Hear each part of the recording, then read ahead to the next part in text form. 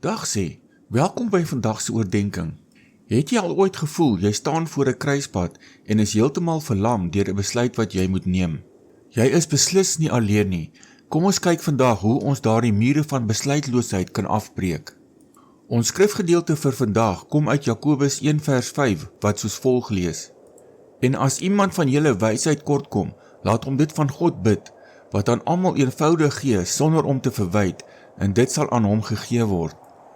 In ons moderne wêreld word ons daagliks gebombardeer met keuses. Hierdie absolute oorvloed van opsies lei baie vinnig tot iets wat ons besluitloosheidsmoegheid kan noem. Ons raak so doodbang om die verkeerde besluit te neem en ons raak so benoud oor die toekoms dat ons uiteindelik uitsak en glad niks doen nie. Ons wag dalk vir 'n teken uit die hemel terwyl God eintlik vir ons wag om op te staan. Maar God het ons nie geroep tot 'n lewe van vrees en verlamming nie. Hy roep ons tot 'n lewe van geloof en aksie. Hoe beweeg ons van daardie angstige besluitloosheid na 'n vaste geloof? Daar is twee kragtige ankers wat as jou gids dien: gebed en skrifbeginsels. Eerstens, gebed is nie om vir God 'n lysie opsies te gee en dan te wag dat hy die regte een met 'n rooi pen merk nie. Dit is die plek waar ons onsself voor hom ontlaai. Gebed kalmeer die angstige geraas in ons gedagtes en bring ons harte in lyn met God se vrede. Tweedens, ons weeg ons keuses op teen skrifbeginsels. Die Bybel gee jou dalk nie 'n spesifieke vers met die naam van die maatskappy waar jy moet werk of die huis wat jy moet koop nie, maar dit gee onfeilbare praktiese riglyne. Is hierdie opsie moreel en eerlik? Gaan dit my en my gesin se heiligmaking benadeel? Sal dit my nader aan God bring of my wegsleep? Deur jou keuses deur hierdie geestelike lense te bekyk, val baie opsies outomaties weg. Sodra jy gebid het en jou opsies teen die woord opgeweeg het, bly daar 'n laaste stap oor.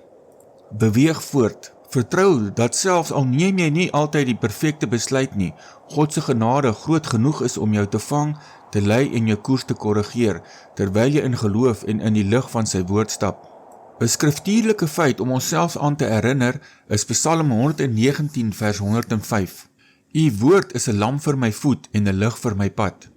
'n Lamp in die antieke tyd het nie die hele landskap vir kilometers verlig soos die hedendaagse spreiligte nie. Dit het bloot genoeg lig verskaf sodat jy die volgende enkele tree kon gee sonder om te struikel. God verwag nie van jou om die hele toekoms uit te pleis voordat jy in beweging kom nie. Hy vra net dat jy vandag jou volgende tree in gehoorsaamheid en in die lig van sy woord gee. Kom ons bid saam. Here, dankie dat U 'n betrokke Vader is wat omgee vir my daaglikse lewe. Vergewe my asseblief vir die tye wat ek vasval in vrees en weier om op U te vertrou.